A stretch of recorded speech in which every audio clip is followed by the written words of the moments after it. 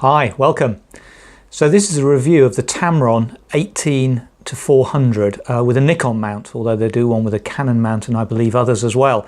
So my equipment is I've got a Nikon D5600 and I've got three other lenses. I've got the two kit lenses, the 18-55 and the 70-300 and of course the 35mm 1.8, which is absolutely amazing.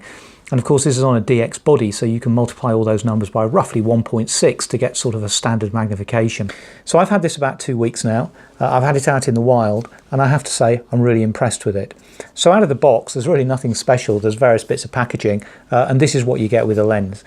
Clearly you get the back cover, you get the front cover with the Tamron on it, and you get a lens hood, a standard sort of lens hood that this comes with these lenses to save having to buy them. So the buttons on the lens are pretty straightforward. There's a very simple lock button there. It just stops the lens moving. So this lens is sort of 3/4 of a kilogram, which is a fair old weight when you're carrying it around on your camera. And sometimes when you've got it like that, they unwind. Although this one's reasonably stiff, and I suspect it wouldn't. But nevertheless, this lock just stops it winding out. You've then got two buttons which really control the functionality. You've got the autofocus and manual focus, and on my Nikon camera this also changes the electronic settings in the camera, so it's well aware whether you've got electronic focus on, automatic focus rather, or manual focus. And then of course you've got the stability mode which is in the lens. And this is absolutely cracking. I've got to tell you, even at 400mm and on a fairly slow shutter speed, like maybe a 30th, you can still get a reasonably rock solid image if you've braced yourself before you actually take the photo. So here's the lens. Let's just unlock it. We wind it out. At full 400, it's a fair old beast of a lens, and especially if you've got the lens cap on. So it's a sizable thing, and of course it weighs about 3/4 of a kilo as well. But not too bad, you know. It's very handleable. I would say it's very handleable and very worthwhile. So you've got the manual focus ring just here. Now, why did I buy this? So here's really the interesting question, isn't it? So I've already got a set of lenses that sort of cover this range already. But I guess there was a number of frustrations I had. So this is the little kit lens. It's 18-55. It's a super little lens. It's probably not as sharp as it could be. It could be sharper. You'll read lots of reviews saying it could be sharper, but it's really lightweight. It does sort of most situations. But you know, the aperture the aperture is 3.5 minimum aperture, which is sort of reasonably bright conditions you need it in. You've then got this lens, which is the good old Nikon 70-300, and that covers sort of the next range, the sort of telephoto area, and that's 4.5. You take this lens here, the Tamron that we're talking about, and this is a 3.5 to 6.3. So across the whole range, it does as well as these two lenses. In fact, better in some cases on certain sort of magnifications. The other benefit you've got is you're not continually changing lenses. You put this on, you leave it on all day. So since I've had this, I've only used this and my 35mm because this just stays in. The downside of this is it's a little bit heavier. You've then got this lens, and frankly, if you're half serious about photography, I'd really recommend you get this. So I actually got this one on eBay. It was a second user one. I paid less than £100 for it. And it's the old 35mm. It's a G lens.